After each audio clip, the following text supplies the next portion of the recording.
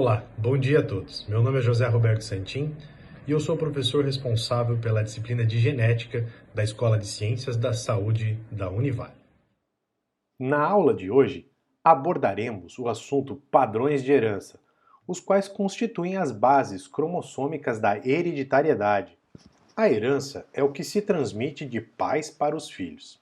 A herança genética é composta por informações contidas na sequência de DNA, que é o ácido desoxirribonucleico, denominadas genes. Estas informações são utilizadas pelos descendentes para a síntese de proteínas que vão determinar as estruturas, ou seja, as formas, bem como o nosso funcionamento, ou seja, tudo aquilo que rege o nosso metabolismo. Neste contexto, a primeira lei de Mendel é extremamente importante, pois refere-se às heranças monogênicas, ou seja, qualquer característica transmitida de pai para filho, onde apenas um par de genes carrega a informação necessária para a manifestação de uma determinada característica do indivíduo.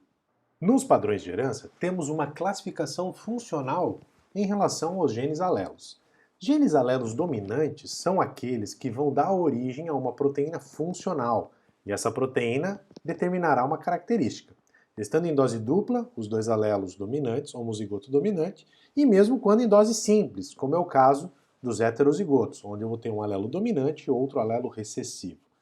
Os genes dominantes são normalmente representados por letras maiúsculas, como A ou R. Assim, o par de alelos azão-azão ou homozigoto, ou azão-azinho heterozigoto, determinará o aparecimento da mesma característica. Para os genes alelos recessivos, que são aqueles que se manifestam somente em homozigotos recessivos, uma possível explicação para isso é que eles não produzem uma proteína funcional, como a produzida lá pelo gene alelo dominante.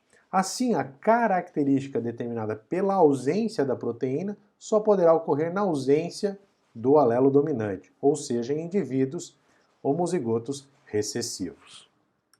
Neste contexto, apresentamos diversos tipos de herança que podem ser relacionados aos cromossomos autossômicos, bem como apresentamos heranças ligadas ao sexo, que são aquelas relacionadas ao cromossomo X e ao cromossomo Y. O heredograma é uma representação gráfica das relações de parentesco entre indivíduos. Por meio dele, podemos analisar como é o padrão de determinada herança genética dentro de uma família. Mas, primeiramente, precisamos compreender os padrões de herança. Exemplo, o padrão de herança autossômica dominante. Nessa condição autossômica dominante, um alelo portador da característica já é suficiente para expressar o fenótipo, ou seja, o indivíduo homozigoto ou heterozigoto dominante já expressará o fenótipo. O fenótipo aparece em todas as gerações. Pais fenotipicamente normais não transmitem a característica para seus filhos. O fenótipo tem incidência semelhante em ambos os sexos. Nenhum dos afetados tem aproximadamente 50% dos filhos afetados. Alguns exemplos de condições autossômicas dominantes são a condopasia, a polidactilia e a neurofibromatose. Como podemos ver nesse heredograma, um pai afetado e uma mãe não afetada pode levar ao surgimento de prole, tanto masculina quanto feminina, apresentando a condição patológica. A doença autossômica recessiva exerce um padrão de herança onde pais normais podem ter 25% de seus filhos afetados. A chance dos filhos ou das filhas de um casal serem afetados é a mesma. Todos os filhos de pais afetados serão afetados e basta que um dos pais seja normal, homozigoto, para que todos os filhos sejam normais. Ou seja, para apresentar essa condição, o indivíduo precisa ser homozigoto recessivo.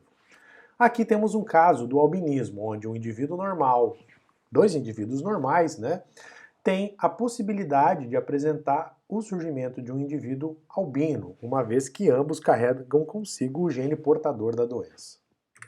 Neste heredograma, podemos ver que um pai não afetado e uma mãe portadora do gene pode gerar filhos portadores, mas não afetados. Já no caso de pai portador e uma mãe portadora do gene, pode ocorrer o surgimento de afetados, portadores e não afetados.